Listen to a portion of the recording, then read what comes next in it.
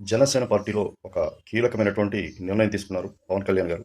అయితే ఒక సంస్థాగతంగా జనసేనను బలోపేతం చేయడానికి మొదటి నుంచి జనసేన ఏర్పాటు నుంచి కూడా ఆ పదవిలో మరి నాగబాబు గారిని నియమించి సంస్థాగతంగా బలోపేతం చేయడం, ప్రణాళికలు, సభలు, సమావేశాలు, అసలు అందరినీ సమైక్యపరిచే విధానం, రాబోయే ఎన్నికలకు సంబంధించి కానీ, సంస్థాగతంగా పార్టీ లోపల ఉన్నటువంటి సమస్యలు కానీ అన్నీ కూడా టేకప్ చేయడానికి ఒక ప్రధాన కార్యదర్శి పదవి ఉంటుంది. దాన్ని నాగబాబు గారికి వాళ్ళ అన్నయ్యకి ఇవ్వడం జరిగింది పవన్ కళ్యాణ్ గారు.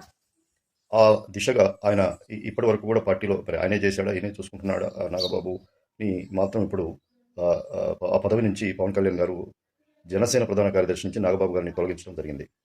మరి ఎందుకు తొలగించాడు ఏంటి అని అందరూ ఆలోచిస్తున్న పార్టీలో అంతర్గతంగా మరి ఏంటి అన్నయ్యకు ఈయనకి ఏమైనా విభేదాలు వచ్చాయా అని చెప్పేసి ఆలోచన చేస్తున్న సందర్భంలో ఆయన ఇప్పుడు పవన్ కళ్యాణ్ గారు ఆ స్థానంలో ఒక ఒక వ్యాపారవేత్తను,